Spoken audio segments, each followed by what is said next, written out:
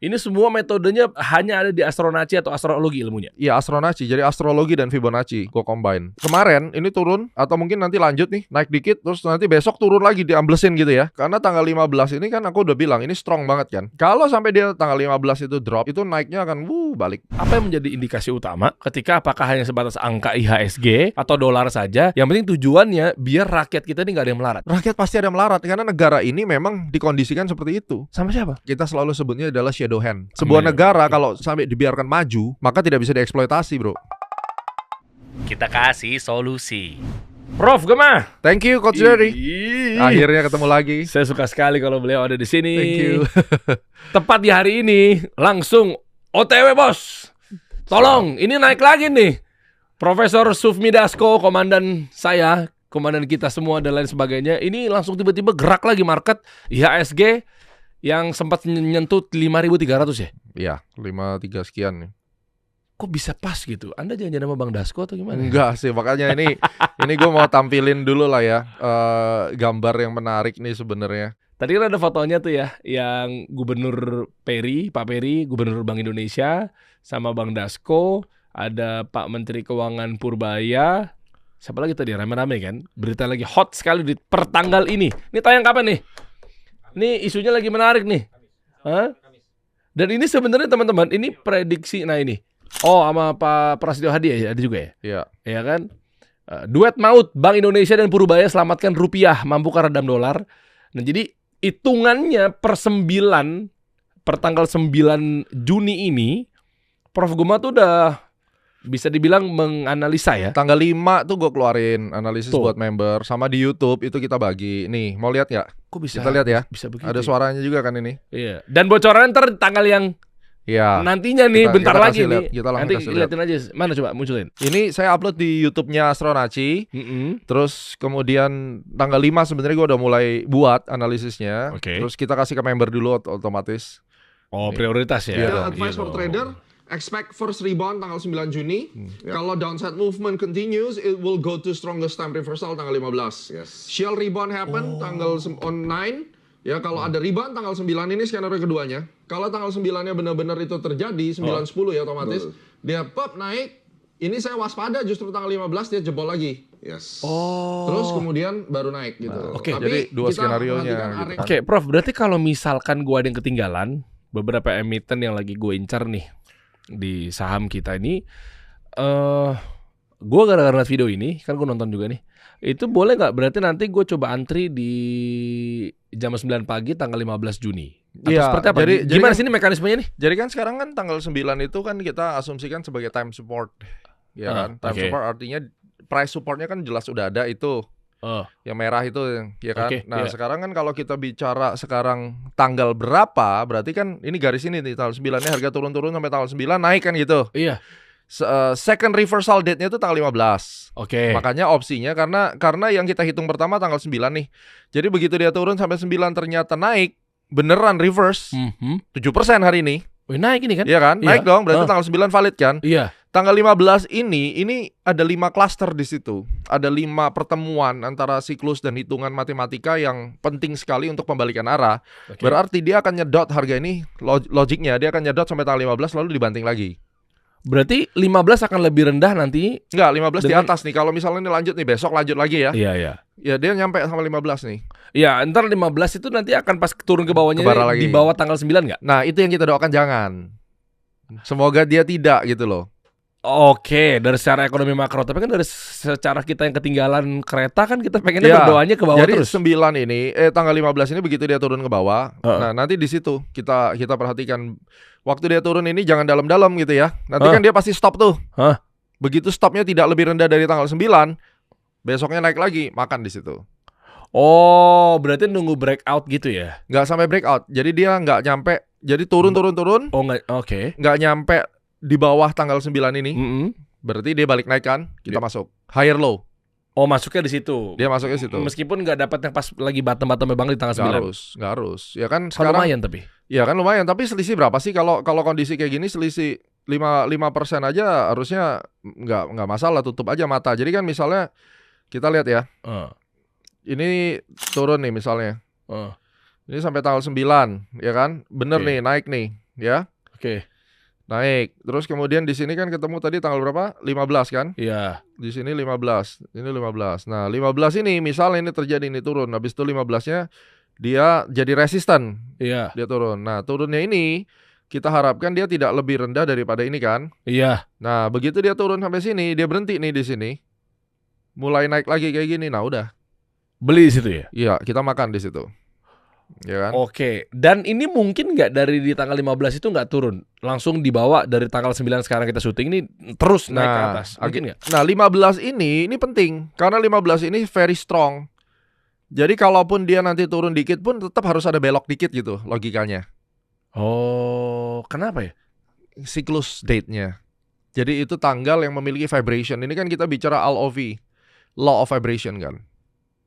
Mirip sama Loa. Atasnya, induknya Loa itu adalah LOV. Oke. Gitu. Kok market bisa begitu? Iya, karena market itu semua support resistance ini supply and demand, dan di dalam situ tuh ada getarnya, the law of vibration. Jadi nanti kalau mau di Google aja law of vibration gitu ya, market cycle gitu. Nah, nanti belajar deh tentang itu. Bukan gara-gara influencer itu pada teriak bahwa nanti tanggal 9 kita akan begini, padahal contohnya misalnya analisa yang nggak begitu tajam, tapi gara-gara market jadi gerak, gara-gara ya sama kayak orang bilang technical analysis itu di 100.000 orang bilang pattern ini akan bullish, semua akan beli gitu. Iya. Tidak begitu. Makanya ini pemahamannya itu kalau philosophical akan lebih jauh lagi dari sana. Karena ini kita bicara keilmuan yang namanya behavior finance. Itu ada cabang studinya behavior finance ya, dan kemudian apa yang kita bicarakan ini adalah crowd behavior. Jadi di dalam crowd behavior itu ada kesepakatan sebenarnya yang tidak terlihat gitu. Dan kita akan melihat dari sana psikologi daripada crowd behavior. Sebenarnya ini adalah cabang keilmuan behavioral finance lah intinya gitu. Yang gue terjemahkan dalam tanggal gitu. Tapi kok bisa pas mereka pada ngumpul Bank Indonesia itu bocoran. Itu udah kejadian berkali-kali. Jadi makanya kan gue sering bilang nih, kita nggak tahu apa yang akan terjadi, kita nggak tahu beritanya apa. Oke. Tapi takdir itu akan terjadi tetap karena udah ditakdirkan. Nah, apa yang terjadi tadi Pak Dasko segala macam itu adalah penggenap takdirnya. Oke. Yang kita bisa itu adalah membongkar apa yang secara siklus market itu connect sama apa yang terjadi. Itu miracle-nya di situ. Kok bisa begitu ya? Sebagai contoh ya, gua tampilin satu hal yang menarik nih. Boleh. Ini semua metodenya hanya ada di astronaci atau astrologi ilmunya? Iya, astronaci. Jadi astrologi dan Fibonacci gua combine. Nah, saya tambahin dikit ya sebelum gua pindah ke slide ya. Jadi misalnya ini kan skenarionya kalau tanggal 9-nya begini ya. Di bawah kan, misalnya ya. Nah, sekarang bagaimana kalau misalnya kemarin ini turun atau mungkin nanti lanjut nih, naik dikit, terus nanti besok turun lagi diamblesin gitu ya. Misalnya itu yang terjadi, diamblesin bener-bener besok. Ya nggak apa-apa, karena tanggal 15 ini kan aku udah bilang ini strong banget kan. Kalau sampai dia, makanya di opsi di video itu kalau sampai dia sampai tanggal 15 itu drop, itu naiknya akan balik, udah langsung ke atas gitu. Sebenarnya gue lebih pingin kalau bisa hari ini tuh lanjut merah sampai 15 gitu kan. Iya. Harusnya, cuma kelamaan nafasnya kepanjangan. Turun itu juga ada nafasnya, nggak bisa terus orang turun kan. Nah, jadi opsinya adalah 9 di sini, terus dia naik, nanti di 15 hati-hati, dia mungkin turun lagi. Nah, tergantung sekarang, selama dia naik dari 9 ke 15, ini volumenya gimana? Demand-nya bener-bener masuk banyak nggak? Kalau demand-nya masuk banyak, ini 15 turning nih, paling sampai di sini doang, habis itu balik. Oke, demand yang dimaksud perlu kekuatan retail? Institusi, nggak bisa retail. Nggak bisa ya? Bisa. Berarti paus. Nah, sekarang kalau ingat teori ini ya. Jadi kalau kita ngeliat April, ini chartnya masih April nih. Waktu itu gue bicara di podcastnya sama Coach Tom itu. Tom ya? Tom MC Flay. Saya bilang itu tanggal 15 April puncaknya. Ternyata ambrol bener. Coba nonton itu video. Gue bilang tanggal 15 April. Ini naik sampai 15 lalu turun. Itu bahkan di podcast gue, di astronaci gue sendiri nggak sempat gue bikin. Jadi kemana-mana ya gue tunjukin itu aja deh gitu. Itu menarik. Dan mereka amazed tuh. Wah, bisa begitu ya. Oke, fine. Tapi yang paling penting ini. Kotak ini tuh udah jadi. Ini kan candle April nih. Iya. Ini udah kita buat. Ini research yang kita kasih di teman-teman E-Club ya. Nih, researchnya kayak gini nih. Ini kan PDF kita kirim kan. Nah, jadi udah kita sampein. Coba kita lihat ya dari April ini. IHSG diperkirakan mendekati area major support pada pertengahan Mei hingga minggu kedua Juni. Oke, minggu kedua Juni. Oke. Terus kotak sekarang tanggal berapa? 9. Minggu kedua kan? Minggu kedua. Wah, ngeri. Naik 7% kan? Mulai kan? Iya. Nah, ya, tapi itu belum selesai sebenarnya karena harusnya masih ada kocokan-kocokan ini. Jadi kalau kita perhatikan secara klasternya ini minggu kedua mulai ada satu siklus lagi yang di antar bulan Juli ini. Oh, oke. Berarti kan ini setelah ini ngapain? Going up kan? Harusnya naik ke atas. Jadi kalau dia mau turun katakan oke, mau turun berapa? 5.030 mau turun berapa? I don't care. Karena gue tahu gambar panjangnya ini Eye of Future namanya, ini teknologinya kita. Hanya ada di Astronaci. Ya, dan gue udah tutup toko lah. Ini dulu sertifikasi dari tahun 2012 sebenarnya. Sampai 2024, 12 tahun dan I'm done. Karena kita lebih fokus research kita kan. Nah, ini adalah update-nya nih. Oke. Ini update-nya. Kalau yang tadi kan garis bawah-bawahnya kan masih lebar ya. Ini gua run lagi modelnya udah bersatu. Jadi suara terbanyaknya udah bersatu. Oke, ini berarti yang pakai semacam kayak EMA gitu ya? Bukan IMA ini. Bukan. Coba lihat. Kalau IMA itu ada harga. Oh ada IMA. Ini harganya belum ada, Bro. Udah kayak nunjukin masa depan. Makanya Eye of Future kan? Hah? Tuh. Oh iya ya? Sadar nggak dari tadi? Gue pikir moving average. Moving average itu loh. Ini bukan moving average dong. Orang harganya belum ada. Iya ya. Nah ini kan awalnya ini masih lebar kan, makanya gue ambil tengah-tengah. Ini masih nyebar nih, masih nyebar kan, garis 3 warna. Itu April tuh. Setelah kita jalankan, oke, kita lihat ya. Ini yang terbaru, udah nempel, udah kelihatan itu. Berarti pre-bottomnya Juni minggu kedua. Berarti udah kuat di situ ya. Estimate-nya kuatnya di sini. Iya. Jadi katakan dia mau turun ke berapa, 5.030 atau berapa, I don't care. Pokoknya di tanggal situ gue beli banyakan. Jadi ini bukan moving average karena harganya belum ada, itu udah nunjukin siklusnya kemana. Itu Sun Jupiter cycle sama Venus synodic heliocentric. Dimasukin, nggak usah paham deh, pusing. Nah, tapi pokoknya kerjaan gue, sorry Prof, gue potong. Kerjaan gue itu mau Bitcoin, mau saham, ini justru apresiasi buat beliau nih ya. Ini tanpa gue nggak tahu ya. Ini padahal gue bisa dibilang mungkin. Ya gue gak tahu secara resmi gabung secara e-club atau enggak gitu ya. Tapi Prof Goma ini selalu update ke gue gitu loh. Gue bilang, itu beban moral. Karena gue mau nyelamatin teman-teman gue. Siap, gitu aja. Terima kasih Prof. Iya kan, Bitcoin lah, ya indeks, saham lah ya, apa segala macamnya. Nah ini kan salah satu contohnya. Jadi kan saya kalau market hijau biasanya gue liburan. Gue malas ngonten. Kalau hijau merah gue ngonten, mati lah, aku nggak pernah libur kan. Iya. Biarin yang hijau dipakai sama teman-teman kita yang suka hura-hura kalau market hijau lah. Because even monkey can make money. Bukan gue yang ngomong ya. Tapi oknum. Tapi kalau marketnya merah darah, kan nggak semua berani. Padang hilang sih. Ya, tapi kan di sini fungsi gue bukan untuk siapa lebih hebat, siapa lebih dulu, I don't care. Tapi kita ini sedang berjuang ngelawan framing asing terhadap negara kita. Semua influencer bersatu, kan gitu. Nah, gue cium bau-bau amis itu di sosial media. Jejak digital tidak bisa lari ya. Ini adalah Desember 2025, even sebelum IHSG kena 9150. 11.000 tentunya kan akan dikolek dari bawah. Ya? Dan kita masih punya banyak hutang di bawah, ada di harga 6.000. Artinya di 2026 ini ada target 9250, ada target crash itu di 6.000. Oke? Ini cukup jauh. Jadi kalau misalnya nih range pergerakannya, oke lah, misalnya dia naik ke 9.100, maka akan ada 7% atas, 7% bawah. Misalnya dia berhenti di 9.000 atau di 8.800, akan ada 7% atas, 7% bawah. Ini adalah window yang akan kalian lihat sepanjang 2026. Belum tahun baru itu malam tahun baru gue bikin, orang lain lagi liburan. Berarti ke 6.000. Iya. Tapi kan gue nggak pernah teriak-teriak juga kan. Tadi sempat disebut tuh. Iya kan ada banyak juga influencer sekarang yang mungkin yang muda-muda atau mungkin apapun itulah. Ya kan, gue nggak bilang semua ya, tapi mungkin yang kesorot publik adalah yang ada bentuk claiming apa segala macamnya dari yang dia lakukan. Gak apa-apa, ngeklaim keberhasilan tuh boleh. Tapi hati-hati kalau ngeklaim saya yang pertama. Hati-hati, karena gue tuh nggak pernah bilang saya yang pertama. Tapi kalau satu-satunya yang berani nongol pakai tanggal dan astrologi ya either gue atau murid-murid gue, karena gue yang bawa ke Indonesia kan. Dari tahun berapa? 2008. Oh iya. Tapi kan sekarang penganut financial astrologi jadi banyak pun nggak ada masalah. Bagus. Cuma jangan sampai kita gegabah begini. Saya yang pertama nih ngingetin, lu belum ngecek loh, siapa tahu JP Morgan udah, siapa tahu sekuritas lain sudah loh, nanti lu berantem sama orang. Hati-hati. Kita tuh, saya jadi analis di sekuritas tuh udah 2010 dan kita belajar. Gak ada yang namanya misalnya nih, sorry ngomong nih, Sukor Sekuritas. Saya pernah collab sama mereka, ekonomnya mereka bikin analisis tentang gold waktu itu mau naik ke atas gitu ya.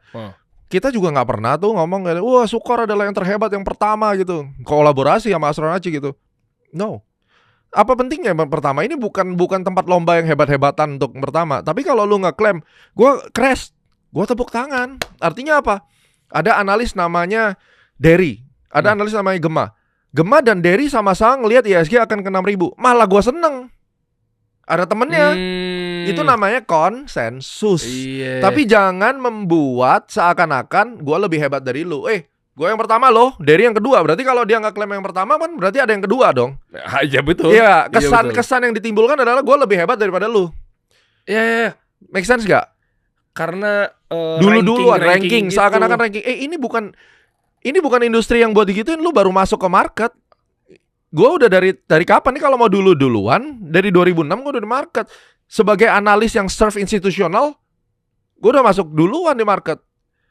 Dan itu kita nggak pernah ngeklaim kayak, oh gue lebih senior loh daripada lu gitu. Misalnya Bro Andri Hakim, ya kan? Orang lucu kalau ketemu gue siap senior gitu. Apaan sih gue bilang, ya kan?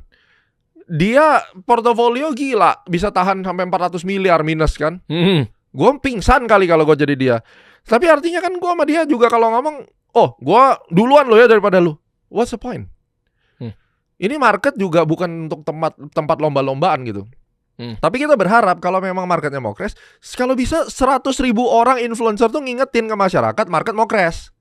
Gak usah ngomong siapa dulu. Karena percuma juga yang pertama, tapi ternyata analisanya zong gitu ya. Ya misalnya zong atau even bener. Even lu jago, lu bener. Itu gak etis. Di market tuh ada etika, di dalam dunia analis. Itu tuh kita jadi bahan ketawaan sama analis-analis teman-teman kita. Ini siapa sih? Gitu. Jadi sorry ya, bukan gua sebagai anggota daripada Asosiasi Analis Teknikal Indonesia juga gitu ya. Kita juga ingin mengingatkan, kalau misalnya punya view, bagus ayo sama-sama. Misalnya gua kemarin bilang tanggal 9. Gua klaim bener, ya memang bener. Tapi itu kan atas doa kita bersama gitu. Bukan karena gue tanggal 9 saya ini sudah berapa ribu analisis saya atau berapa puluh ribu analisis saya itu benar sekali. Itu waktu COVID, zaman gue belum terlalu terkenal ibaratnya ya. Biasa-biasa aja view-nya gak nyampe 100.000. Tapi kan gue yang nongol itu. Semua orang hilang. Gue nongol tanggal 2020 live malam-malam, gue bilang tanggal 24 Maret 2020, tanggal 24 Maret IHSG berhenti turun. Cari. Ada. Tapi apakah gue teriak-teriak kayak misalnya ribuan analisis gue bener gitu. Gue ingetin baik-baik. Dunia analisis itu ada badan resminya.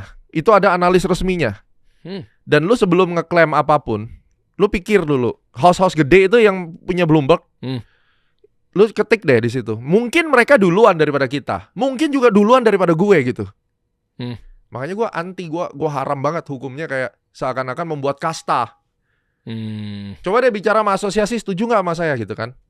Artinya kalau lu udah bikin kasta, seakan-akan lu yang paling hebat dari semuanya. Gak ada analis yang hebat bro. Gue bisa 100 kali bikin analisis, gue bisa 30 kali salah. Dan satu lagi, analisisnya Astronaci masuk ke Bloomberg Terminal. Kalau ngomongin Bloomberg, berarti kan orang yang langganan anggaplah 400 juta gitu per tahun. Ketikanya nama gue. Serius nih bisa muncul nih? Ketik Gema Goyardi ANR itu analis report gitu kan, untuk analis punya hasil. Ketik masuk analisis gue di sana.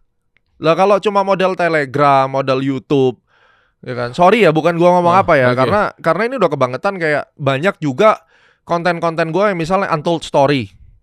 Otak gue tuh gue peres tuh mikirin memparalelkan antara Pak Harto sama Pak Prabowo, kebijakannya apa, kedaulatan negaranya, ya kan? Keren tuh. Untold story yang kedua, gue bicara tentang Singapura itu nerima duit banyak dari alokasi dari Barat segala macam. Tiba-tiba muncul nih portal-portal berita yang kagak jelas, bikin infografis. Ya kan? Infografis tidak nyantumkan nama saya, tidak nyantumkan source-nya mana, tapi ide gue di-copy semua. Itu kalau terjadi di dunia press media bisa rame tuntut-tuntutan. Nah, anak-anak Gen Z kan kagak ngerti etika begini. Oh, lu aja emang cuma lu yang bisa. Ya emang cuma gue yang bisa. Sebelum gue mikirin tentang itu, emang ada yang mikirin. Kenapa gak keluarin dari sebelumnya? Kenapa gak keluarin sebelum gue? Iya. Sebagai contoh, gue diundang ke MPR bicara tentang 10 saran. Ada yang bikin infografis. Hah? 10 Ya kan? saran? Tahu itu gue liat Prof Gema ngomong tuh di depan ada Mas Ibas ya? Mas Ibas? Iya. Itu kan gue bahas 1, 2, 3, 4, 5 dibikinin saran buat pemerintah yang baik adalah 1, 2, 3. Ide gue lu copy paste di situ. Kredit kagak dikasih ke gue. Wah, iya tuh homeless media etikanya tuh harus benerin sih. Ini etika. Nah, anak-anak baru ini nggak ngerti ini etika. Itu kan yang paling penting sebenarnya. Ini intellectual property. Ini bukan bicara masalah ribut atau gimana, tapi ada etika gitu ya. Dan misalnya nih, apabila kalian analis, kalian mau mengambil aku punya outlook, it's okay. Based on Astronaci research, kami juga setuju atau kami tidak setuju, nggak apa-apa. Karena pendapat kami begini misalnya, itu boleh. Oke. Ya kan, misalnya kayak misalnya gue lagi buat analisis saham, terus gue akan ngomong based on data pusat ini atau based on research studinya Dana Reksa atau misal apa kalau zaman dulu ya, based on studinya JP Morgan melihat ini atau Deloitte melihat ini. Cantumin namanya, jangan hasil risetnya Deloitte, lu ambil masukin report lu label itu atas nama lu, maling itu namanya. Sadar nggak ini? Nah ini banyak yang nggak sadar, terus kemudian nggak terima kalau gua senggol. Dengan kondisi Indonesia yang sekarang juga istilahnya presiden kita, Pak Prabowo, Menteri Keuangan kita, Pak Purbaya itu kan lagi berusaha keras nih untuk ngejagain Indonesia jadi lebih stabil, kondusif apa segala macam. Oke, dari sisi ekonomi makro. Kok gue jadi ngelihat bahwa ternyata gara-gara ulah oknum-oknum homeless media, DFK, berita hoax, disinformasi beredar, narasi kebangun akhirnya menjadi opini publik apa segala macamnya, sehingga akhirnya jadi noise banget loh. Yes. Jadi itu yang selalu saya bilang. Akhirnya waktu di Rakyat Bersuara kan gue bilang kan, kalau lu nggak bisa berikan kontribusi, doain aja, jangan menghujat. Mengkritik sama menghujat itu dua hal yang berbeda. Saya memberikan teladan bagaimana mengkritik langsung di depan MPR. Dan gue nggak pakai sungkan-sungkan ngomong. Dikasih waktu cuma 5 menit satu orang. Saya adalah influencer pertama setelah Prof Lukas. Setelah dari saya Bro Andri Hakim waktu itu. Hengki ada juga. Ada Hengki. Leon ya. Cuma kan ada urutan. Influencer yang pertama asosiasi dulu ngomong, habis itu praktisi. Prof Lukas duluan, habis itu gue. Duduknya kan udah diatur. Oh iya. Siapa yang ngomong dulu udah diatur. Waktunya cuma 5 menit ya, gue gas aja 1, 2, 3, 4, 5. Iya kan? Waktu 5 menit. Gue ngomong cepet gitu. Nggak perlu sungkan-sungkan. Itu namanya kritik. Tapi kasih solusi. Kasih solusi. Iya kan? Jangan cuma menghujat. Lalu yang kedua, kamu itu kayak saya nih, waktu rupiah 17.2. Emangnya lu kira gue nggak tahu kalau rupiah mau ke 18.5, misalnya 18.2. Tapi apakah bijak kalau saya langsung ngasih tahu di depan, ini akan ke sini? Apalagi isunya lebih makro ya. Mata uang ya. Gue punya follower misalnya banyak. Omongan gue didengar orang, kasih solusi dengar orang. Ada hal-hal yang perlu kita saring sebenarnya. Jangan langsung serta-merta dikasih tahu. Makanya Astronaci lebih memilih kalau ke publik kita ngasihnya sepotong. Tidak memberikan langsung jebret. Gue tahu misalnya nih asumsinya, gue tahu dari ujung harga sini akan langsung turun 70%. Misalnya gue even dapat informasi A1 atau apa. Bayangkan kalau saya hanya demi popularitas, supaya follower gue banyak, supaya saya bisa klaim I'm the first loh yang mengingatkan, I'm yang terbaik pokoknya, gue bisa tahu akan crash. Gak usah pakai ilmu, gue dibisikin deh. Kalau aku kasih tahu itu, sekarang chaos nggak gue tanya. Goyang. Terus kalau chaos, ada korban nggak?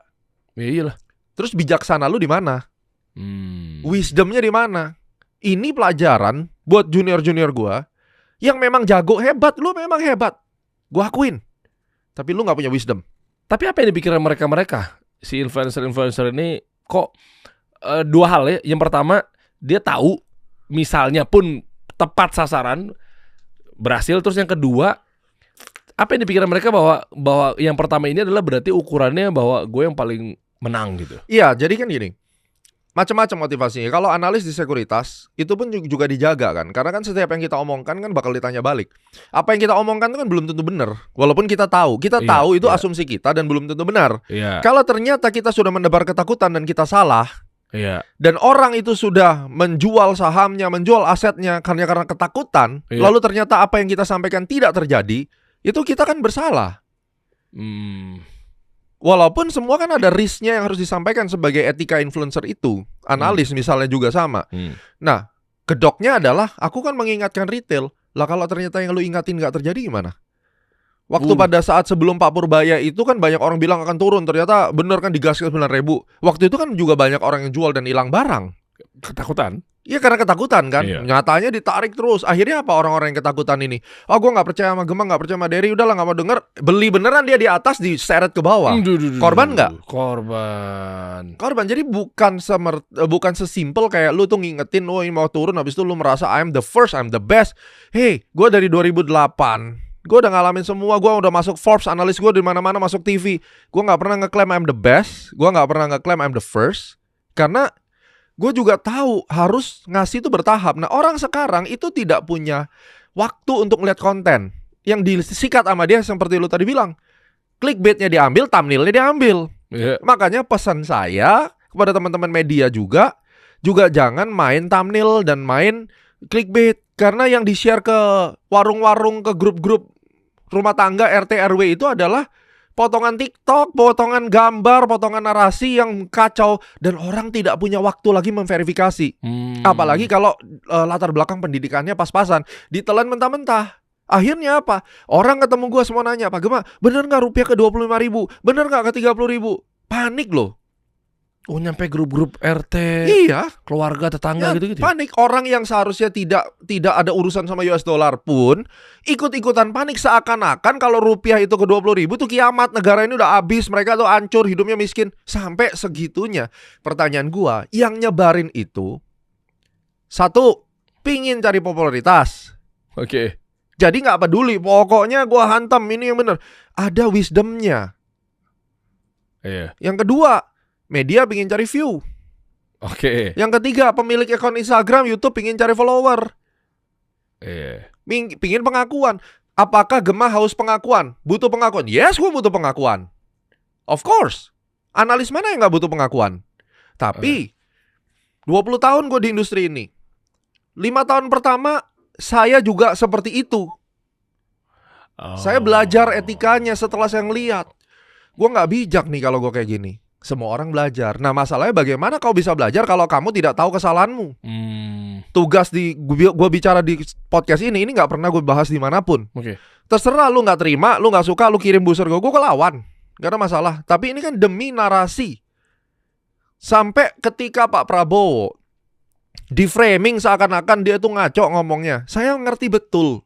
Pada saat dia berbicara di desa itu, kan di framing dolar, orang desa tidak pakai dolar. Di framing cuma segitu, konteksnya dibuang. Ini bentar lagi pasti ada yang bilang gue pencebok Pak Prabowo. Gue gak pernah foto sama Pak Prabowo, gue gak pernah kenal. Saya malah foto sama Pak Mahathir Muhammad malahan. Iya kan? Malah lintas negara. Lintas negara gue gak kenal. Tapi kita bicara common sense dulu nih. Pak Prabowo tuh tahu orang desa itu panik tentang dolar. Wah asik nih. Ada yang ngerti bahwa pupuk itu semuanya bisa naik karena dolar, tapi kebanyakan 80% orang desa itu terima mentah-mentah barang TikTok-kan. Aduh, bagus banget lagi. Iya kan? Iya lagi. Ditelan mentah-mentah, dolar segini, pemerintah nggak bener, ini negara akan bangkrut, apa segala macam. Buktiin aja, ada nggak itu narasi begitu? Ada. Pak Prabowo mungkin pada saat itu bicara, masyarakat desa itu tenang aja, karena kamu membayar apapun tidak pakai dolar. Dan memang benar di Indonesia kan transaksi nggak pakai dolar. Iya benar. Iya kan? Iya lagi. Kenapa lu giring pembicaraan presiden Seakan-akan negara mengatakan demikian. Sampai diklip berita internasional. Parah itu. Gue beli Aqua ini pakai dolar atau rupiah? Ya memang benar nggak pakai dolar? Memang tidak pakai dolar. Masalah harga naik karena dolar naik itu urusan lain. Iya benar. Benar nggak? Itu urusan inflasi. Tapi bukan berarti the first intake yang mau presiden katakan itu sebenarnya lu nggak usah panik sampai kayak orang gila. Karena itu terjadi di kampung, di rukun tetangga gua. Setiap kali orang ketemu gua di lapangan bulu tangkis, di mana Pak Gema ini rupiah mau kemana? Semua orang lihat muka gue, nanyanya rupiah mau kemana? Emang lu kira gua gubernur BI? Iya kan? Ini tandanya apa? Narasi yang dibangun oleh media influencer yang tidak bertanggung jawab, walaupun mereka top notch, dia lulusan Harvard apa, I don't care. Wisdom lu ada nggak? Itu loh. Memang benar yang kau sampaikan. Pemerintah internali bobrok misalnya apapun. Benar. Yes. Pernah nggak mikir sekali berkamu yang paling hebat ini, yang didengar banyak orang, ketika kau bicara bukan memberi ketenangan tapi malah menebar kepanikan. Bahkan faktanya bro, kita sudah melalui 98, kita melalui 2008 COVID. Semua juga dia recover lagi kan? Bener nggak? Resesi 2008 ya. Recover nggak? Iya, recover. Terus kenapa kamu harus seakan-akan ini kacau balau? Kalau bukan ada ditunggangin sama pihak-pihak yang memang pingin nurunin presiden. Agen CIA. Kita nggak tahu. Dan jangan salah loh. Banyak orang tidak mikir. Orang apa itu mahasiswa itu yang mau ngajak naik ke apa mau demo segala macam. Nanti tanggal 18 katanya. Iya. Saya tidak percaya kalau itu mahasiswa. Oke. Mahasiswa asli mahasiswa nggak akan berpikir seperti itu tanpa ada provokator. Selalu ada provokator, ya kan? Oke. Mikir deh gini. Oke lah, presiden kita ini jelek. Turunin. Wakilnya, lu nggak suka turunin. Terus siapa yang memimpin? Terus siapa yang mau PLT penggantinya siapa? Lu pikir kalau presiden turunin nggak perlu biaya lagi pemilu? Nanti kalau seandainya presiden tanpa pemilu nanti dibilang nepotisme lagi. Ya, terus gantiin tuh yang paling suka kowar-kowar tuh, yang paling merasa hebat itu, suruh jadi presiden, turunin Pak Purbaya, suruh dia jadi menteri. Saya kasih tenggat waktu 3 bulan. Berani nggak berjanji depan masyarakat Indonesia kalau dia yang memimpin rupiah 15.000? Kita balik. Fair tuh. Masalahnya ini kan ada 3 internal memang bobrok, kita tahu blunder. Saya kan sudah berkali-kali bilang tata kelola negara kita tidak sesuai dengan konsep holistic approach. Sudahlah, itu kita tahu semua. Yang kedua eksternal. Lu siapa bisa kontrol? Kelakuannya Amerika suka ngeprank weekend, perang ini itu tidak terkontrol. Kenapa pas di weekend ya? Iya kan? Ketika market tutup keselin banget lo. Nah, karena Jumat udah beli. Iya, bisa aja lo. Nah, yang ketiga apa? Kalau ternyata memang benar konsep di Untold Story gua ada yang konspirasi, ada yang memang mau jatuhin Indonesia karena dia nggak happy dengan kedaulatan negara Indonesia mau berdikari, mau internal lu ini lu beresin, kagak bakal beres. Jadi saya berikan dengan segala respect kepada teman-teman yang ngerasa dia lebih mampu, coba deh bikin simulasi yang kau bisa paparkan ke publik resmi dengan semua angka-angka itu. Bikin channel, publikasikan, simulasikan. Bisa nggak kamu memperbaiki negara? Karena saya yakin nggak bisa. Pusing lu negara lu. Karena begini, gua hari ini bisa bicara sama lu karena aku sudah menghabiskan waktu 1 bulan meriset semuanya. Omongan yang saya omongkan dari podcast ke podcast itu semua udah nempel di sini. Gema, kalau lu merasa hebat lu gantiin Pak Purbaya. Nggak bisa gua. Gua bisanya cuma kowar-kowar di podcast. Gitu aja gua ngomong. Gue bisanya kasih saran doang. Kenapa? Ya karena itu bukan expertise saya. Saya bisa menjadi pengamat dimanapun. Pengamat itu kan merasa lebih jago daripada Ronaldo yang main bola di lapangan. Iya, oke. Bener gak? Oke. Coba suruh dia turun main bola. Oh, ini 2 industri atau kategori yang berbeda. Nah, kalau cuma mengomentari berdasarkan teori A, B, C, D, E, lu lupa. Duduk sebagai presiden itu banyak unsur kepentingan tarik-menarik geopolitik. Gua bikin kebijakan ini disikat sama negara sini. Betul. Kalau kamu merasa bahwa dirimu hebat, kita itu semua cuma pengamat. Kita belum pernah didudukan untuk neken nih tombol nuklir nih, lo tekan sekarang. Kita belum sampai tahap itu. Mereka udah di posisi itu ya. Iya. Seperti contoh Pak Gubernur BI deh, yang dimaki-maki tuh. Bapak mengundurkan diri saja, kan gitu kan? Tahu. Dia kan juga bukan orang bodoh duduk di situ. Sekarang kalau dia mau naikin suku bunga, terus bagaimana yang punya kredit? Bunganya naik. Kalau nggak naikin suku bunga, rupiah terus melemah karena uang orang kabur. Sementara gue udah ngambil kredit rumah nih. Nah, artinya Gubernur BI pun dilematis kan. Gue mau tekan kenaikan suku bunga, yang kredit mati, yang deposito happy. Iya. Betul ya? Iya. Kalau dia tidak menaikkan suku bunga, duit investor asing keluar karena country risk premiumnya tinggi. Pasti. Terus dia mau ngapain? Wah, susah ya. Iya kan? Pengamat jago. Gubernur BI harus segera mengambil tindakan karena kalau tidak dinaikkan suku bunganya akan begini. Iya, semua pengamat gitu loh. Apapun industrinya. Ya kan? Olahraga, investasi, makanan, minuman. Iya juga ya. Ayo kita ngomong ini warung kopi deh, jujur-jujuran aja kita gitu loh. Ayo kita ngomong yang bahasa Chinese-nya itu yang Chengli aja, bahasa Hokkien-nya tuh, ya kan? Kita ngomong yang make sense saja gitu. Memang bobrok iya. Memang nggak siap iya. Sekarang gue tanya, lu jangan bandingin deh sama negara-negara maju gitu. Kita ingat dulu deh, kita merdeka itu kenapa? Nah, gue nggak akan bahas ke situ, cuma kita bisa merdeka itu kenapa? Udah gitu aja dulu. Jawab dong, please, jawab dong. Jawab dong, please. Kita bisa merdeka kenapa, Prof? Trade off apa yang kita kasih? Ih, seru deh pembahasannya, aku suka. Terus, dan kita sekarang nggak belajar 3,5 abad. Bisa dijajah sama VOC itu karena hukum adu domba. Udah 3,5 abad lu tuh dijadiin kambing, diadu. Iya kan?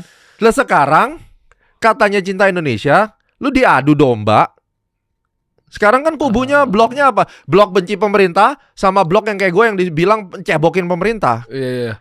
Pokoknya kalau melihat sesuatu yang baik, bagus program pemerintah, padahal memang ternyata memang bagus beneran, udah langsung oposisi and the gang itu turun bahwa lu buzzer pemerintah. Gua kurang keras apa ngeritik pemerintah.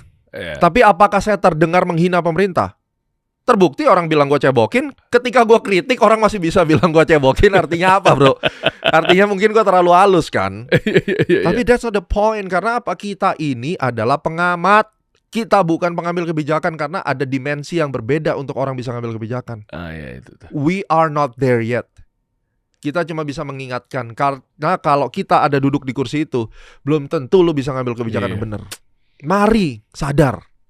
Keren banget nih Prof Gema nih. Itu kalau di ideologi gua atau keyakinan itu memang ada maslahat mudorot istilahnya. Jadi ya sedikit ya, agak spiritualisme dikit. Boleh ya, Prof ya? Boleh dong. Memang gua nggak coba posisikan diri gua adalah melampaui kapasitas seorang ustadz gitu ya. Tapi makanya kenapa ada fikih khusus atau hukum khusus lah untuk pemerintah atau ulil amri yang memang dia berkuasa di negara tertentu gitu lah. Artinya itu kebijakannya luar biasa loh. Iya. Kanan mungkin salah, dia harus diplomatis dari sisi ini. Iya. Maslahat mudorotnya dipertimbangkan biar semuanya kondusif, ujung-ujungnya adalah peduli pada rakyat kan. Iya. Jadi nggak bisa tuh hitung-hitungan 1 tambah 1 sama dengan 2. Nggak bisa. Itu sulit guys. Nggak bisa. Ada di posisi itu. Dan sekarang kalau orang bilang ya MBG apa segala macam kan itu, Kopdes kan itu yang digoreng. Iya. Oke, mari kita bicara membedah. Itu buktinya diganti kepala MBG-nya. Nah ya. Ada nggak? Memang cukup lambat. Ya kan? Memang lambat. Tapi nanti begitu udah diganti, tetap aja. Kok wakilnya itu? Lah, kan kemarin lu minta ganti. Iya. Nah, ini udah diganti. Sekarang udah berantas. Oke, dia minta di stop full. Sekarang saya kasih tahu. MBG itu dilahirkan tujuannya adalah bukan untuk orang yang punya handphone loh. Kalau lu bisa punya handphone, lu bisa beli makan. MBG itu adalah makanan bergizi untuk orang yang masuk kategori miskin. Iya. Dan ada nggak, sejujurnya aja, ada nggak orang yang bersyukur dapat MBG? Oh iyalah. Ya kan, pasti ada kan. Nah, memang disalahgunakan, diselewengkan, ada korupsi di situ. Udah tangkap kan? Udah, berarti pemerintah bener dong. Programnya bagus. Nah, itu yang saya pertanyakan.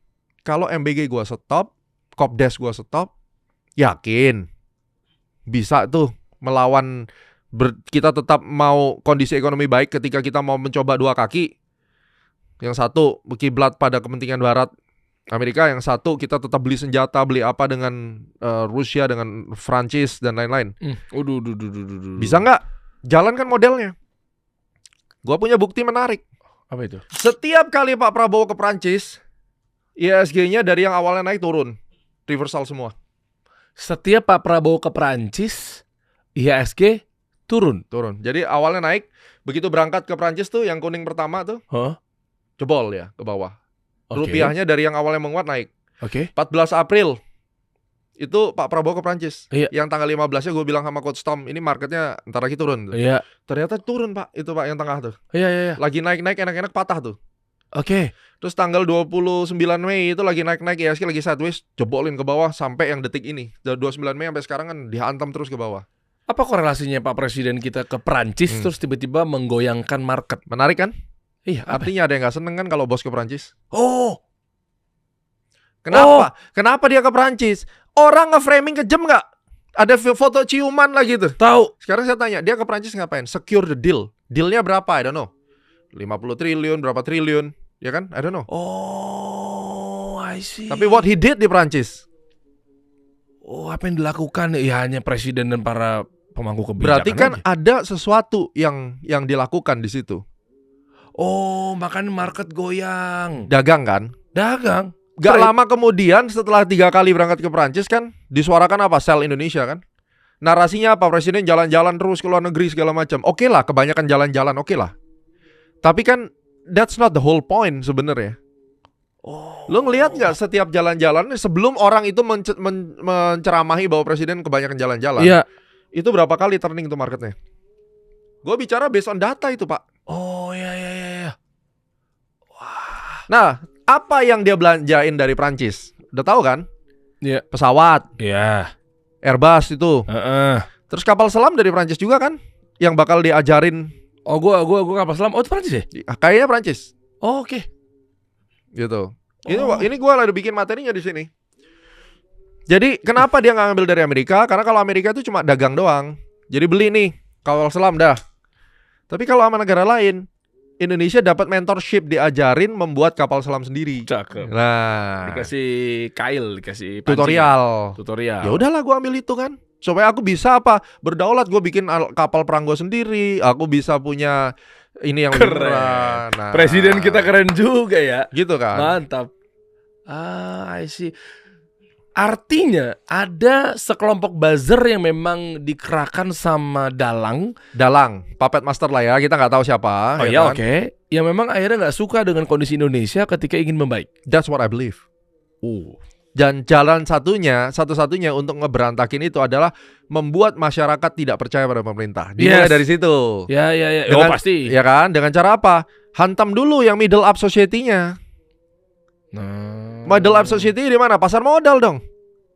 Oh iya, karena sektor real hitungannya middle low ya. Iya, middle low kan UMKM ngapain gitu. Apa? Kita kan harus mencari sesuatu yang heboh. Hantam dulu pasar modalnya. Biar rontokin dulu. Rupiahnya digoreng kan gitu. Sell off semuanya. Dan yang gua mau bahas kemarin waktu gua chat lu itu, bro, adalah gua menemukan sesuatu bahwa pelemahan rupiah itu bukan karena US dollar menguat. Tapi karena terjadi sell off di rupiah. Yang mana orang-orang mengatakan bahwa ya iya jelas lah di sell off, orang sudah tidak percaya. Ya itu narasi yang underwater lah, semua orang bisa lihat. Coba kita bedah lebih lanjut. Orang jual rupiah, oke? Terus duitnya mau bawa kemana? Kalau memang dolar lagi bagus-bagusnya, mau beli dolar, mau beli euro, atau mau beli bond, gua track duitnya. Ke Singapura bos, beli Singapura dolar. Loh, dibawa ke sana? Dibawa ke sana. Singapura dolar terhadap rupiah tembus 14.000 akhirnya. Pertanyaan saya adalah kenapa harus ke Singapura? Gua cari lagi di Untold Story 2. Ternyata banyak banget investasi negara-negara besar, negara-negara barat taruh di Singapura, diparkirin dananya ke sana, masuk di financial market dan insurance. Parkir di sana untuk itu. Jadi sekarang dia menjadi seperti gerbang untuk Southeast Asia, para negara barat itu untuk taruh duitnya. Sama dengan ini sebenarnya ngirim kapal perang mothership untuk mengamati apa yang terjadi di sini, untuk mukulin siapa nih yang nggak sejalan sama gua, dihajar dulu dari keuangannya kan gitu. Di suatu sisi yang lain berarti ada yang udah siap-siap nge-short Bisa mata uang. ngejual aja. Ayo kita jualin rupiahnya gitu. Kita jual-jualin rupiah, yang punya rupiah dijualin semua, kita pindahin. Nah, pindahnya ke Singapura. Makanya pasar saham Singapura meledak naik kan. Oh, ini mind blowing nih. Terus tiba-tiba Singapura bikin statement apa? Sell Indonesia. Wow, keren banget lu, ya kan? Wah. Kan gua kerja di sekuritas Singapura dulu kan. Dan gua tahu kalau orang-orang Singapura itu ngintip-ngintip nih saham apa Indonesia yang bagus nih dari tahun 2010 gua di situ. Oh, makanya investor asing kita pada cabut ya? Pada cabut. Lalu digoreng, cabut ya karena Indonesia itu kacau negaranya. Memang gue setuju, banyak blunder apa segala macam. Tapi itu kan alasan permukaan yang dipakai. Ya harus pakai itu. Harus pakai itu kan, kalau enggak buat mantik. Buat mantik. Nah ini pembicaraan ini gue nggak ngerti nih, follower apa subscriber lu bisa ngerti nggak? Mungkin gue dibully lagi ya, but I don't care. Oke. Mudah-mudahan ini penonton saya teredukasi nih, mudah-mudahan nih literasinya. Nah, artinya apa? Di tengah kelemahan pemerintah kita, memang ada campur tangan internal. Ingat tiga cabang tadi ya, internal problem. Itu harus segera dibenerin. Termasuk ekspor satu pintu lah, apa segala macam itu harus dirapihin. Oh, itu gimana tuh menurut Anda? Ya itu idenya bagus, tapi orang nggak percaya bahwa kita itu bisa memanage 66 miliar dolar transaksi itu taruh satu pintu hanya dalam waktu 6 bulan. People loss of trust, basically itu. Berarti trust isunya di situ ya? Iya, salah satunya. Nggak ada persiapan, nggak ada public hearing, tiba-tiba diumumin, jebret gitu. Orang kalang kabut lah Pak. Gimana caranya? Statementnya di parlemen ya? Iya, dan investor asing kan akan ngelihat. Gila lu monopoli satu pintu, ya mending gue beli CPO di Malaysia, ngapain gue beli di sini? Minyak, sawit. Iya sawit. Kalau di monopoli kan kesannya kayak harga lebih mahal gitu kesannya kan, dia nggak punya bargaining power. Masa toko sekarang dari 5 toko jadi 1 toko, gue belanja tempat lain kan itu konsepnya. Walaupun tujuannya baik nggak baik, supaya devisa hasil ekspornya masuk kembali ke Indonesia. Karena sudah terjadi preseden di mana orang-orang main under invoicing, transfer pricing. Ya, itu kan yang buat rupiah lemah kan sebenarnya duit rupiahnya nggak balik. Penjualan natural resources kita dibawa keluar, dijual harga rendah, royalti negara sedikit, dijual lagi tinggi. Itu makanya Pak Presiden gaungin hilirisasi guys. Ya, nah sekarang apakah salah tuh mereka kayak gitu? Mereka bisa berbuat itu juga karena ada ketidakpercayaan sama pemerintah. Prof, gue pikir rupiah melemah itu karena Pak Purbaya nolak pinjaman goda-godaan colek-colekan IMF. Itu kan untold story gua. Iya. Gua rakit di situ. Iya. Itu klimaksnya. Itu klimaksnya.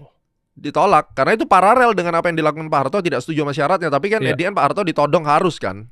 Ya kan ada foto-fotonya tuh. Ya, dan Kamdesus waktu itu menyatakan dengan jelas bahwa memang kita akan turunkan Soeharto. Itu Kamdesus, jelas. Yang main gengnya George Soros juga. Waktu itu Soros yang diturunin. Setelah ngehantem UK, ngehantem kita. Iya. Kan gitu. Nah, tapi apakah yang sekarang Soros? I don't know. Mungkin itu dugaan. Tapi yang jelas ini udah lebih dari hanya seorang Soros. Karena MSCI turun, the FTSE turun. Oke. Misalnya ukurannya hanya just numbers lah. Ya. Hanya angka yang memang kelihatannya terpuaskan buat teman-teman semua. Misal, gue nggak lagi bahas mengenai yang namanya kebaikan, atau mungkin kemaslahatan rakyat, atau mungkin hidupnya happy-happy, rakyatnya nggak sengsara apa segala macam. Nggak lagi bahas itu. Tapi lebih kepada just numbers. Memang yang akhirnya biar tanda kutip, biar nantinya dibuktikan bahwa tuh dalang itu sebenarnya tuh pengen kita ini numbers doang, abis itu tapi sebenarnya hidup kita ini bakal tetap susah. Apa itu? Contoh doang. Maaf gue sebut nama, tapi kan memang gue disclaimer ini sebuah contoh. Jadi nggak ada tendensius kemana-mana. Misalnya Pak Purbaya dikembalikan lagi ke Ibu Sri Mulyani. Menurut Anda, just numbers kah nantinya akan terlihat bahwa wow, seksi sekali IHSG ya? Apa dasarnya berkata demikian? Karena pas performance waktu Bu Sri Mulyani bagus gitu maksudnya. Exactly. Berani gak gue ngomongnya? Keluarkan ayo dong. Tunjukkan Anda sering jadi naga, kenapa tiba-tiba jadi cacing sekarang? Loh, kan gue udah dibilang disclaimer, pintu di gerbangnya yang omongan gue adalah just numbers. Yang biar rasa nih, biar pada tahu buat sebagian orang angka membuktikan bahwa kayak wow IHSG menarik, atau mungkin sebagian segmentasi middle ke atas iya pasar modalnya seksi, tapi sementara maaf yang miskin makin miskin, yang kaya makin kaya. Nah jadi ini seru nih. Tolong Clippers manajemen kita bermain di sini ya. Oke, yang terhormat Bu Sri Mulyani, yang terhormat Pak Purbaya. Saya dijebak. jadi ya udahlah, ini pendapat saya ya. Mohon maaf kalau saya salah, mungkin bisa diundang Bu Sri Mulyani makan malam lah. Siap. Iya kan? Ya. Jadi yang kayak saya lihat begini. Bu Sri ini kenapa dulu dari World Bank masuk ke Indonesia? Karena beliau punya pengalaman. Deal sama World Bank ya. Yang saya percaya di dalam dunia perpolitikan, geopolitik, ekonomi itu tidak bisa kita itu mau menang semua. Terutama kita tuh negara berkembang kayak begini, negara yang nggak punya bargaining power lah ibaratnya. Jadi kehadiran Bu Sri Mulyani itu adalah untuk menjaga stabilitas antara kepentingan dalam negeri dan kepentingan apa? Kenapa Anda post gitu. Di situ? Kepentingan orang-orang elit lah. Elit global misalnya. Saya coba nanya IMF, CIA. Oh, kan beliau orang World Bank kan, udah jelas kan? Berarti udah jelas. Udah jelas. Kepentingan Amerika. Ya, pastilah. Biar kita makin bobrok Amerikanya. Bukan makin bobrok. Jadi ini hati-hati juga, jangan sampai juga menyalahkan Bu Sri Mulyani. Kan ada narasi juga Bu Sri Mulyani ini orang World Bank, orang yang rusak negara, itu salah. Beliau menjaga kestabilan. Kepentingan itu tarik menarik. Gak bisa berat ke sini, gak bisa berat ke sana. Seperti contohnya Pak Jokowi. Pak Jokowi itu memainkan catur dengan sangat-sangat halus kan, nggak kelihatan mainnya, tapi disegenin. Karena caranya gini, mungkin karena orang Solo juga, istri saya orang Solo gitu ya. Jadi kalau dia mau, kelihatannya nggak mau, tapi kalau dia nggak mau sebenarnya mau. Ini kan orang bingung juga nih maunya apa itu. Jagonya bermanuver, ditambah dengan jagonya Bu Sri Mulyani untuk mengatur stabilisasi kepentingan. Akhirnya sampai waktu itu kan Freeport juga salaman sama Pak Jokowi kan, ingat ya? Gitu. 51%. Ya, dengan deal-deal yang di luar pemahaman saya, jurus-jurusnya. Tapi itu yang saya percaya. Waktu di eranya Bu Sri Mulyani itu dia menjaga kestabilan kepentingan. Pinter nego misalnya. Karena dia tahu persis apa yang diinginkan. Makanya IHSG 8 ribuan. Gak cuma IHSG, waktu itu kan tidak diserang seperti ini. Indonesia ini di atas kertas, di eranya Pak Purbaya ini di atas kertas lebih bagus daripada di era sebelumnya loh. Setuju dong? Iya. Kalau nggak setuju berarti bilang data pemerintah bohong kan itu. Oke lah. Kita tahu Bro Ferry Irwandi bilang itu karena ada belanja pemerintah jadi 4,6%. Katakan itu asumsinya memang benar ada belanja pemerintah. Memang 4,6%. At least kita nggak resesi kan. Jadi bukan 5,6. Ya kan dikoreksi sama beliau dengan asumsi kalau dikembalikan belanja pemerintah itu dimasukkan variabelnya beliau kan. Itu smart menurut gua. Kan tidak dilihat orang. Bahwa adanya belanja pemerintah yang berlebihan itu kan meningkatkan GDP intinya gitu. Jadi anggap GDP semula kira-kira kan begitu. Tapi kita kesampingan itu dulu. Angka fakta yang ada di BPS itu kan 5,6. Kita bicara fakta, kita nggak bicara asumsi sekarang. Dengan 5,6 itu terlepas dari itu nggak semua pokoknya datanya itu. Oke? Dan ini lebih tinggi dari average 5,1, 5,2. Setuju dong kita ya? Nggak sepantasnya sebuah negara yang ada growing dari GDP, inflasinya 3,08, nggak sepantasnya dihukum sampai rupiahnya begini, sampai pasar sahamnya begini. Itu aneh. Secara konkret, di atas kertas atau tidaknya zaman Bu Sri Mulyani sama sekarang nih Pak Purbaya. Bagus sekarang kan? Bagus sekarang. Nah tapi dampak efeknya ketika kelihatan IHSG-nya tinggi bagus, dolar juga nggak tinggi misalnya 16.000 misalnya apa segala macamnya saat itu 15.000 gitu kan. Tapi nyatanya apa kita bandingkan antara positif negatif, mana yang lebih negatif terhadap rakyat kecil? Itu susah ngomong juga. Saya juga nggak kelihatan kayak. Ya pokoknya efek-efek ujungnya kelihatannya sekarang misalnya kita nggak ngambil dana pinjaman dari IMF. Dampak jelek pada masyarakat itu nggak cuma Kementerian Keuangan. Itu yang gue bilang bahwa ini tidak ada sistem tata kelola negara yang holistic approach. Setiap kementerian punya ego sektoral. Jadi yang terlibat di dalam susahnya hidup masyarakat itu bukan satu kementerian tapi beramai-ramai. Gitu dong liatnya. Oke, tapi kalau dalamnya sebenarnya yang lebih menguntungkan buat rakyat mayoritas dalam artian dalam hal ini adalah misalnya menengah ke bawah. Sama gitu ya? susahnya bro. Sama mau Bu Sri Mulyani kayak mau Pak Purbaya kayak mau Pak Rizal Ramli kayak. Coba saya tanya dari zaman Pak SBY, Bu Megawati, ya kan, Pak Jokowi, mana ada mereka itu yang tidak komplain? Tiap hari, tiap ganti presiden tetap ada yang cerita hidup makin susah. Coba dengerin. Tunjukin ke gua ada satu presiden yang tanpa orang masyarakat itu teriak, wah ini hidup makin susah nih, gak bener nih pemerintahan. Dari dulu sampai sekarang juga akan ngomongnya begitu. Nanti ganti presiden lagi juga akan ada orang-orang pemalas-pemalas ini yang teriak-teriak begitu. Oke. Coba cari, buktikan di Google ya. Kinerja Pak SBY dianggap menyusahkan rakyat misalnya kayak gitu. Ada nggak muncul? Iya pasti ada aja ya. Pasti ada. Iya. Hari ini lu ke Singapura, naik taksi deh, coba buktikan besok ke Singapura. Oke? Mata uang kuat kan? Iya. Pasar sahamnya kuat kan? Iya. Lu naik taksi biasa ya, jangan Grab ya. Lu tanya, happy nggak pemimpinnya Lee Kuan Yew? Kasih komen di bawah. Karena gue udah pernah tanya. Makanya berani. Apa jawabannya? Nggak happy. Padahal kelihatannya kan secara makro kan mata uangnya kuat. Nggak happy. Hidup makin susah, semua mahal. Lu berangkat ke UK hari ini. Lu tanya happy nggak di dalam kepemimpinannya Royal Family? Pasti nggak happy. Ini metode mekanisme pemerintahannya monarki, demokrasi, komunis, apanya sih sebenarnya? You will never make everybody happy, that's it. Oh iya. Itu dasarnya. Nah, memang di Indonesia ini ada yang kontras. Keadilan dalam sistem tata kelola hukum. Oke. Itu kontras. Ya kan? Jadi punya hole untuk digoreng. Pulang dari luar negeri startup masuk sini diancam 11 tahun. Pak Nadiem Makarim, Pak Tom Lembong itu kan menjadi sorotan akhirnya. Oke, itu satu. Yang kedua, mau bikin usaha bisnis di sini, ada aja pokoknya hengki-pengkinya misalnya. Ya kan? Dugaan-dugaannya kan dipersulit lah apa itu kan yang sudah tersebar. Kan bukan kata gue, itu kan gue tinggal melihat apa kata-kata orang nih. Nah, dari hal-hal ini saja itu yang kontras. Memang itu yang harus dirapihin. Tetapi walaupun itu rapi pun, analoginya gitu, walaupun itu rapi seperti Singapura, tetap aja ada yang bilang bahwa hidupnya nggak happy. Jadi mau Pak Purbaya, Bu Sri Mulyani, ya sama aja. Pasti ada masyarakat yang merasa dirugikan. Berarti kesimpulannya nanti ukurannya seperti apa? Apa yang menjadi indikasi utama? Ketika apakah hanya sebatas angka IHSG atau dolar saja? Yang penting tujuannya biar rakyat kita ini nggak ada yang melarat. Rakyat pasti ada melarat karena negara ini memang dikondisikan seperti itu. Sama siapa?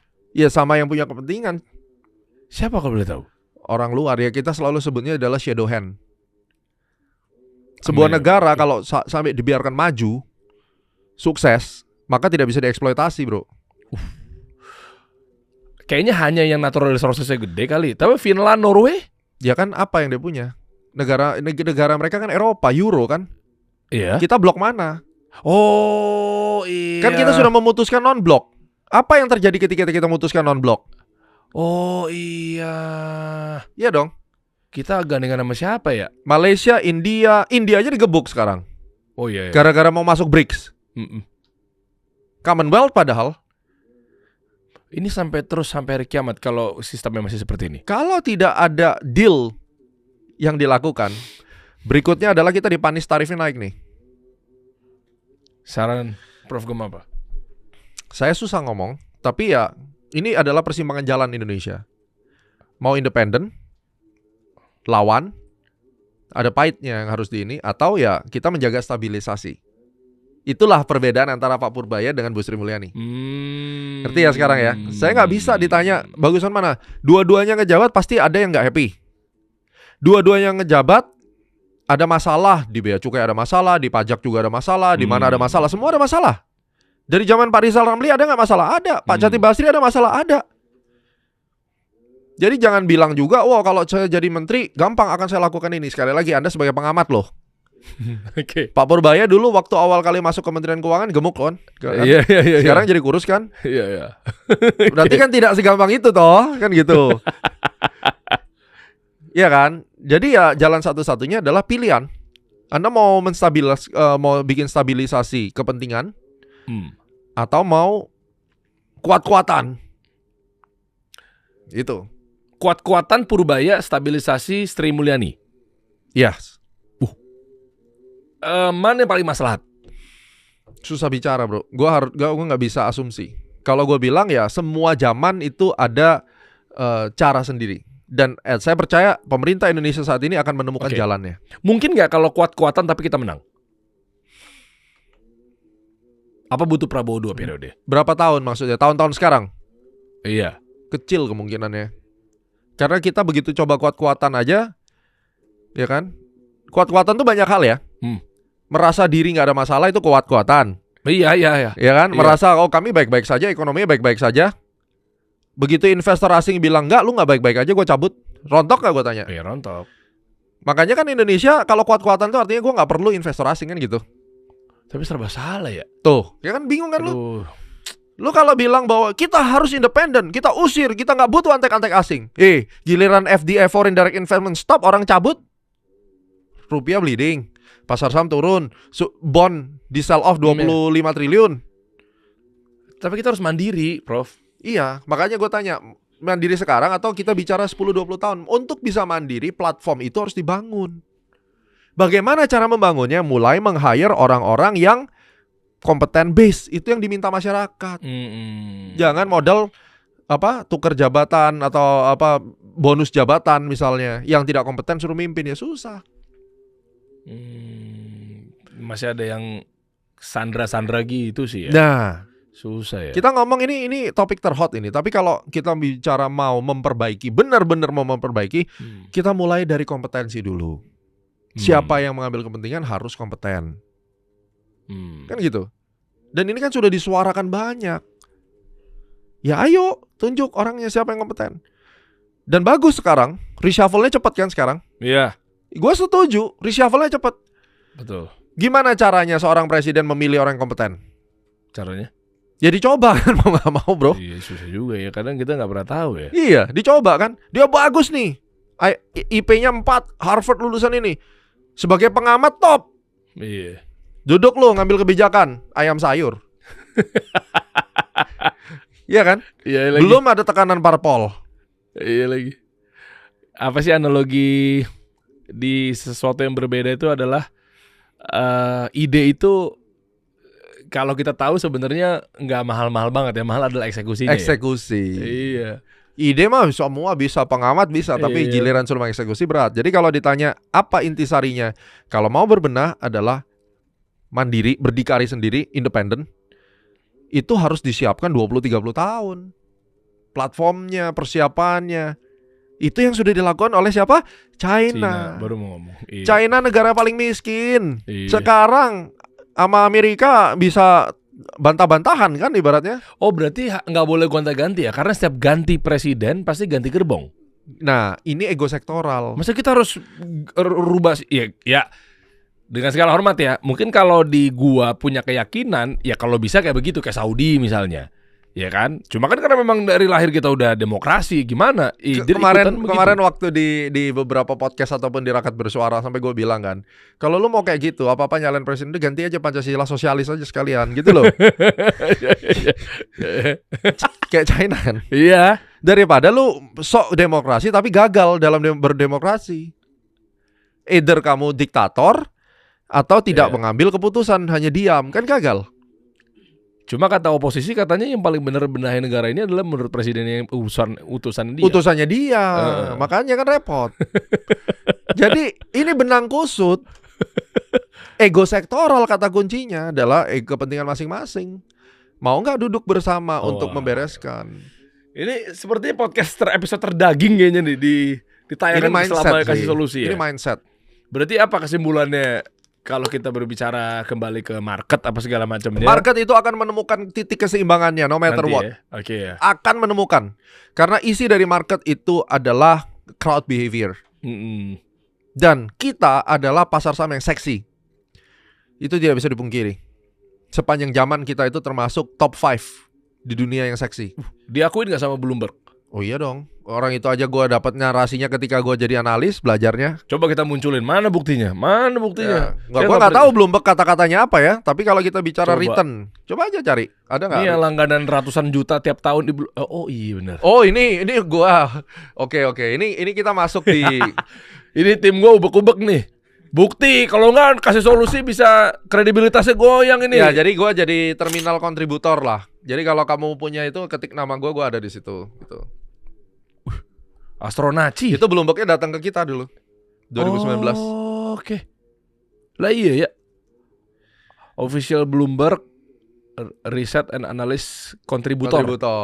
Oh. Bloomberg Terminal. Jadi makanya gue kadang ketawa kalau orang-orang flexing ya, memang mahal sih setahun 400 juta. Iya kan? Bener kan 400 mahal, juta? Mahal. Tapi gak usah flexing lah gitu loh. Karena gue jadi kontributor aja gue gak flexing. Gue tahu arahnya kemana. Iya kan? Anda dari awal sampai akhir juga tebak-tebakan di kepala gue tuh Anda senggol sana, senggol sini. Loh, enggak, gue gak nyenggol lah. Kita meluruskan.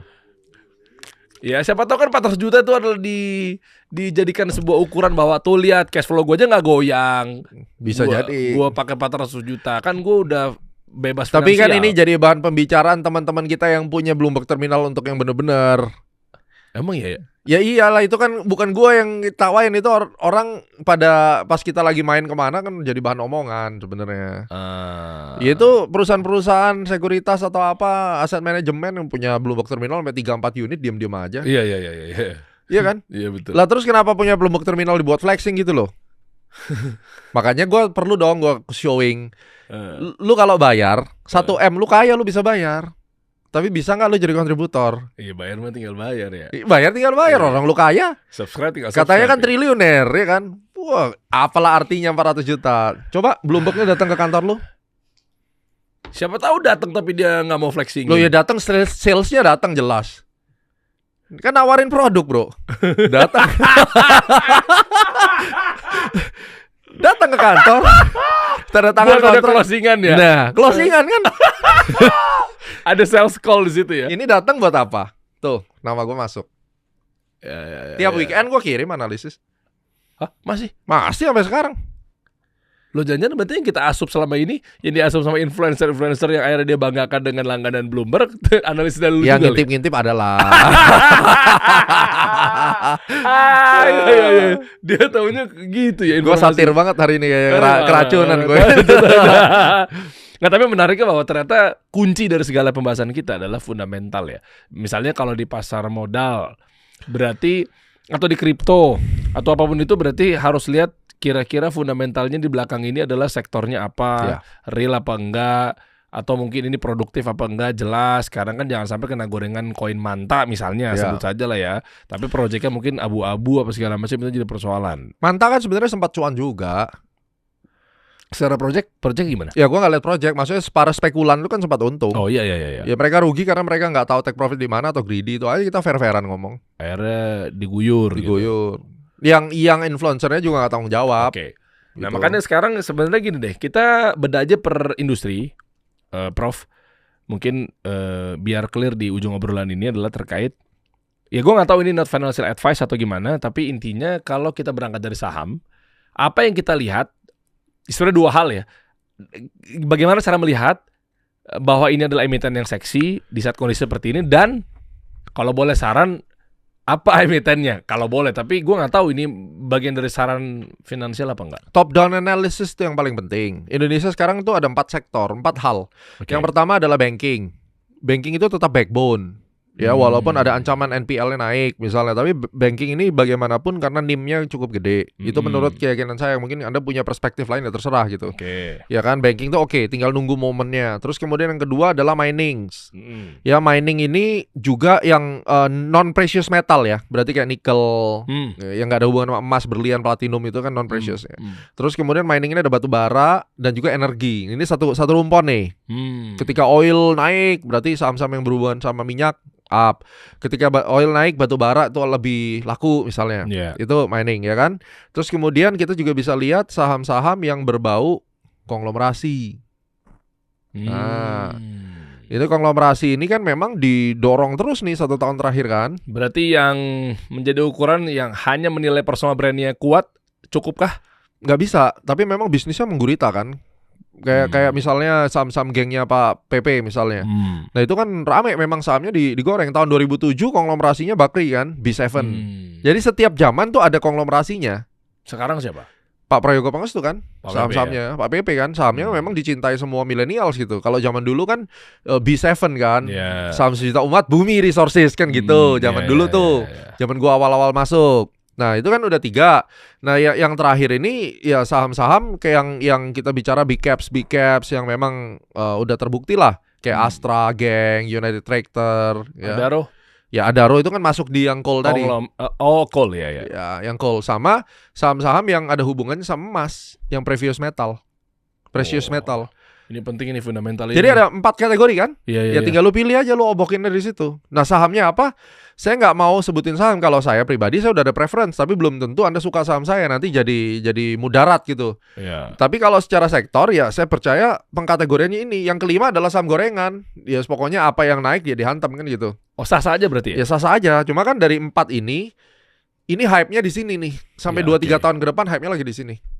Oke, itu industri saham di saham. Kalau di kripto untuk orang yang tidak mau pusing, menurut saya Bitcoin only. Sama sekarang hyperliquid kan, lagi digoreng gitu. Oke, itu ngelihatnya dari apanya sih sebenarnya?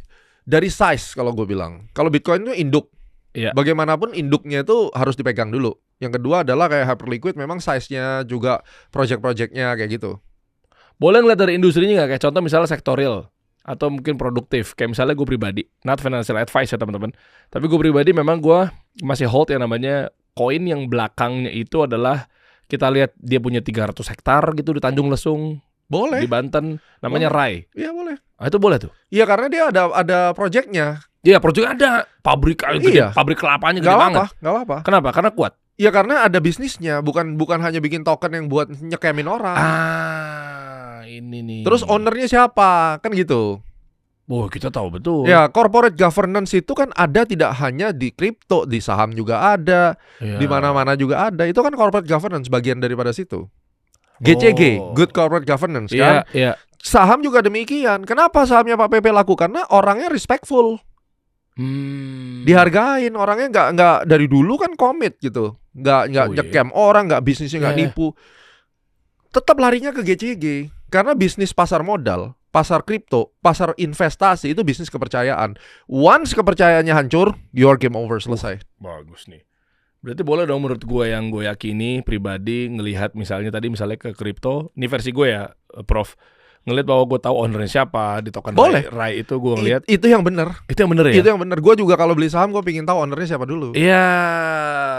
Kan gitu. Secara personal. Kasih solusi story. Misalnya IPO one day. Itu gue tahu ownernya siapa ya, gue belilah ikut. Oke.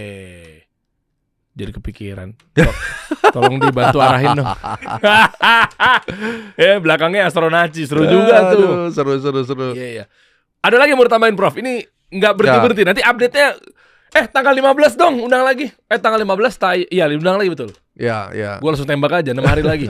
Nggak, gue penasaran nih 15 nih, ada apa nih nantinya? Ya mudah-mudahan kita lihat. Gue juga marketnya lagi volatile banget. Yang jelas kan gue masih produksi 9-15 itu tanggalnya. Ya kita doakan bersama lah. Intinya gini, pesan saya terakhir. Nggak ada analis yang hebat. Oke? Semua bisa salah. Dan di dalam dunia ini banyak yang kita nggak tahu. Jangan asal klaim. Apalagi ngeklaim yang terhebat, yang pertama, yang ini, yang itu, tanpa melakukan research dulu. Kalau misalnya kita mau sama-sama menganalisis, sama-sama outlook-nya turun, sama target price itu bagus, nggak ada masalah. Buka di Bloomberg Terminal, ketik BBCA, ANR, itu ada konsensus harga. Kadang dari sekuritas UOB, dari sekuritas Sukor, dari sekuritas Mandiri, kadang harganya bisa sama. Nggak ada masalah. Yang penting metodenya jelas. Jangan metodenya si Gema apa, habis itu lu tinggal comat metodenya, lu kurangin dikit angka-angkanya, itu kan sudah nggak bener gitu. Mari kita jujur, dan kita sekarang bersatulah antar influencer, antar analis. Jangan menebar ketakutan yang berlebihan. Membeberkan fakta itu bagus, market itu bearish ya harus disampaikan bearish, tetapi jangan stop di bearish. Saya kalau bikin analisis, tahu kan target IHSG saya berapa? Ini sebagai penutup gua kasih tahu. Saya bilang kan 9150 bisa turun ke 6000. 6.000 sampai 5.900 tuh cluster, bawahnya ada gap di 5.400, ada 5.030, ya kan? Habis itu ngapain? Apakah selesai di situ? No, 6.700, 7.900, 88. Target saya berapa? Break all time high lagi. Long term 2029 berapa? Antara 10.500 maksimum 12.000. Udah kan? Emang ini kalau claiming datang dari Prof Goma enggak mungkin. Tapi ini kalau gue pribadi, kayaknya baru ada Prof Goma yang memang sedetail angkanya benar-benar turun ke bawah, ambil bottomnya, dinaikin lagi ke atas. Naikin lagi ke atas. Iya lagi, gue baru nggak lagi. Biasa fenomenalnya turun ke bawah, abis udah itu diam. Iya lagi. Iya kan? Terus abis itu, ya nggak ada yang pernah tahu juga gue. Selalu gitu jawaban langsung kan? Iya. Iya, jawaban amannya begitu. Jawaban aman. Iya gimana? BTC. Saya kan udah kasih tahu. Iya. Ini turun 82, turun ke berapa? 5960 ya kan? Di konten gua ada, aku chat pribadi. Iya. Tanya sekarang, terus mau kemana? Target gua 125.000, 159.000. Kapan? Dimulai dari Januari, minggu kedua, minggu ketiga 2027. Mulai running. Sampai ada kapannya nih? Tuh.